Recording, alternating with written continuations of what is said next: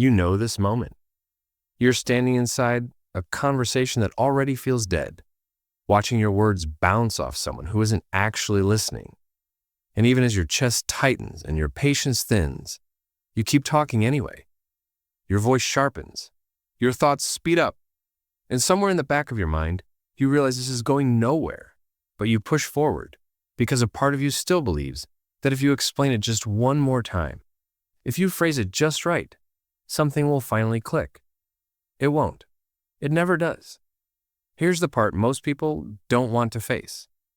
Every minute you spend trying to reason with someone who has no interest in understanding is a minute you can never reclaim. Picture how this usually starts. You're scrolling, half distracted, and someone posts something so confidently wrong, it triggers a physical reaction.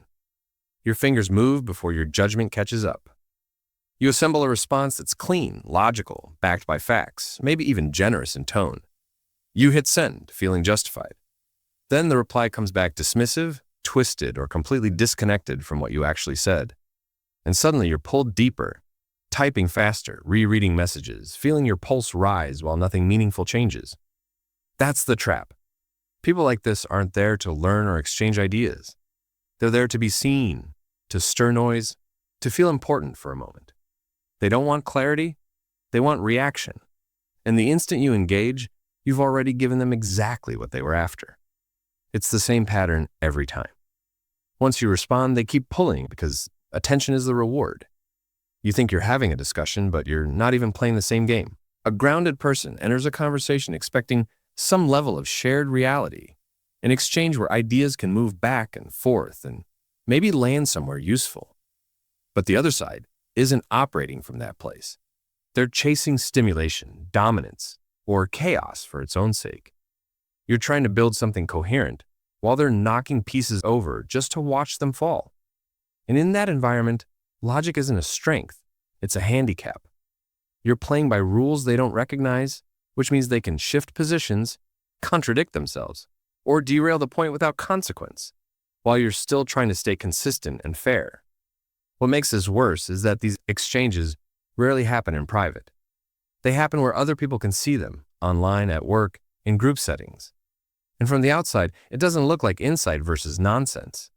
It just looks like conflict. To observers, it's two people locked in an argument, both emotionally charged, both unwilling to disengage. Your credibility doesn't rise because your points are solid. It erodes because you chose to stay in the mud. Simply engaging drags you down to a level you never needed to occupy in the first place. And the cost doesn't stop when the conversation ends. It follows you. The time you spent typing, replaying, justifying, and mentally rehearsing responses gets pulled from places that actually matter. Your work, your relationships, your recovery, your ability to be present. On paper, you might have won the exchange, but internally, you've traded something far more valuable: your calm, your focus, your limited energy. And the return on that investment is always the same: nothing. The most frustrating part is that none of this is new to you. You felt it before, that hollow, drained feeling after walking away, the quiet embarrassment of realizing you knew better and still got pulled in. Yet when the next opportunity shows up, you fall for it again. Not because you're stupid, but because your ego steps in and starts negotiating. It tells you this time will be different, that this time you'll say it clearly enough, calmly enough, convincingly enough to break through. That voice sounds reasonable, but it's lying. The person pulling you into the argument has an advantage you rarely notice in the moment. They have nothing at stake, no reputation to protect, no internal consistency to maintain. They can bend facts, shift goalposts, and contradict themselves without friction. Meanwhile, you're constrained by truth, coherence, and your own standards. You're trying to be accurate while they're trying to be loud. That imbalance makes the fight unwinnable before it even starts, not because you're wrong, but because the rules only apply to one side. And while this plays out, your body is paying attention. Stress chemicals spike, your nervous system stays activated, and hours later you're still replaying the exchange, constructing better replies that will never be used. Sleep gets lighter, your mood drags into the next day. You're carrying the weight of a conversation the other person already forgot, letting it live rent-free in your head while they move on untouched. Over time, this does more than exhaust you in isolated moments. It reshapes how you move through the world. Each pointless argument leaves a residue, a little more suspicion, a little less patience, a shorter fuse the next time someone disagrees with you. You start bracing for conflict before it even appears, scanning for bad faith, assuming resistance where there might have been curiosity. The person who baited you doesn't just steal your time in that moment. They quietly train your nervous system to expect hostility everywhere. That's how the trap deepens. You don't just lose the argument, you lose openness. You lose flexibility.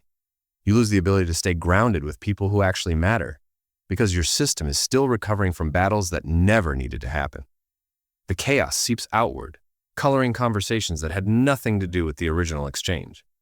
And the longer this pattern repeats, the more normal it feels, until tension becomes your default state and calm starts to feel unfamiliar. But imagine doing something different. Imagine the next time someone reaches for your attention with noise, distortion, or provocation, you simply don't take the bait. No explanation, no correction, no final message to set the record straight, just disengagement. The shift is immediate. The energy collapses on their side and stays intact on yours. You move on, not because you couldn't handle it, but because you chose not to carry it. This isn't about avoidance or pretending conflict doesn't exist. It's about precision, about understanding that strength isn't proven by responding to every challenge, but by deciding which ones are worth your nervous system. People who are moving forward don't waste momentum fighting distractions.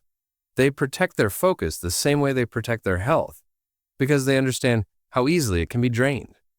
Walking away isn't weakness when the conversation was never going anywhere. It's restraint. It's clarity. Now project yourself forward. Picture two versions of you months from now. In one, your time was quietly siphoned off by arguments that went in circles, leaving you tired, cynical, and no further ahead. In the other, that same energy went into stabilizing your habits, strengthening your relationships, and creating small but real movement in your life. The difference isn't intelligence or discipline. It's where your attention went.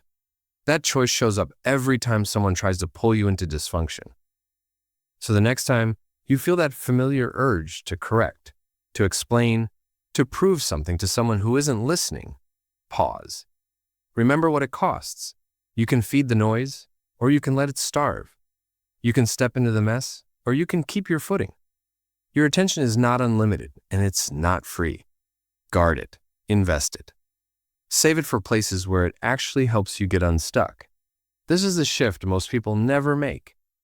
They keep believing every provocation deserves a response. Every wrong statement requires correction.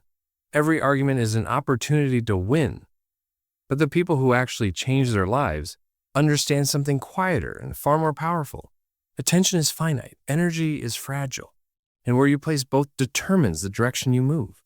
Fools know this instinctively. They reach for your focus because it sustains them, because without it, their noise collapses under its own weight. You don't owe everyone your clarity. You don't owe every conversation your patience. Save your words for people who are capable of meeting them. Save your effort for problems that move your life forward. And save yourself from the slow, grinding exhaustion of trying to wake up people who have chosen not to see. You don't get unstuck by fighting everything in your path. You get unstuck by choosing what's worth carrying and putting the rest down. Because at the end of the day, this isn't about winning debates or proving intelligence. It's about protecting the one resource you never get more of. Your future depends less on what you argue against and more on what you choose to give your attention to. The people who move forward aren't louder, sharper, or more reactive. They're selective. They know when to speak, and more importantly, when not to. And months from now, when your life feels lighter and more aligned, you won't remember the arguments you skipped. You'll only feel grateful you didn't let them pull you backward.